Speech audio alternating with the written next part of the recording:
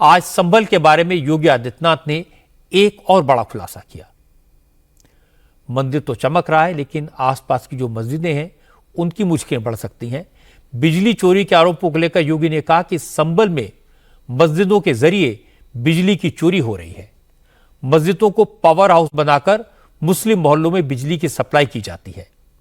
असल में संभल में हिंसा के बाद प्रशासन अतिक्रमण के खिलाफ कार्रवाई कर रहा है, बिजली चोरी की शिकायतों की जांच में लगा है।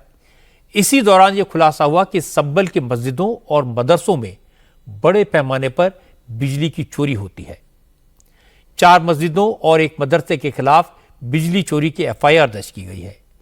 मस्जिद के कनेक्शन से आसपास के घरों को कनेक्शन देकर बिजली की सप्लाई की जाती थी। संभल में बिजली चोरी के मामले में पुलिस ने 1250 एफआईआर दर्ज की हैं। 5 करोड़ 20 लाख रुपए का जुर्माना लगाया गया है। पिछले 2 दिन में ही 90 एफआईआर की गई हैं। योगी आदित्यनाथ ने आज विधानसभा में इसका जिक्र किया। योगी ने कहा कि मस्जिदों की छत पर मिनी पावर स्टेशन बनाकर वहां से बिजली के कनेक्शन दिए गए। अब पुलिस कार्रवाई कर रही है तो कहा जाएगा अत्याचार हो रहा है। क्या यह जायज है? अब देख रहे हो धार्मिक स्थल से बिजली चोरी यानी बिजली के मिनी स्टेशन संचालित हो रहे हैं। हम तो ये सोच रहे थे कि मिनी स्टेशन पावर कारपोरेशन ही चला रहा है।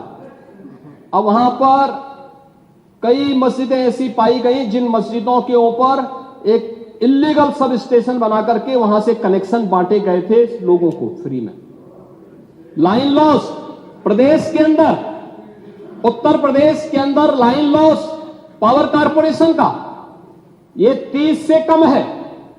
और संभल कस्बे में वहां पर 2 मोहल्ले हैं, एक दीपा सराय और एक मियां सराय है ना।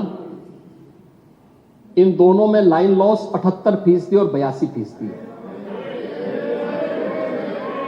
देश के संसाधनों में कैसे लूट होती है।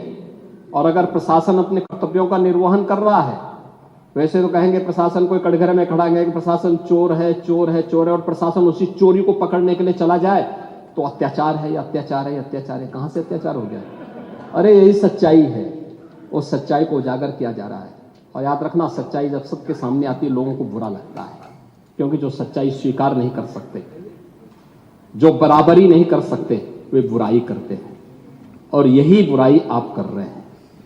आपकी बुराई में न्याय नहीं झलकता, सत्य नहीं झलकता, ये पक्षपातपूर्ण है। असल में एक जमाना था जब इन इलाकों में कुछ लोगों की दादागिरी चलती थी। वो लोगों को बिजली बेचते हैं, पहले उनका राशन मारते थे, थाने में बुलवाकर लोगों को धमकाते थे, जब चाहे लूटते थे। अब यूपी में ये काम तो खत्म हो गया। लोग सुकून की जिंदगी जीते हैं, लेकिन अभी भी हिंदू मुसलमान को लेकर दरार है, लोगों के बीच में दीवार है, और इसका फायदा स्थानीय नेता जमकर उठाते हैं। वो लोगों को मजहब के नाम पर डराते हैं। इस पर भी रोक लगना जरूरी है।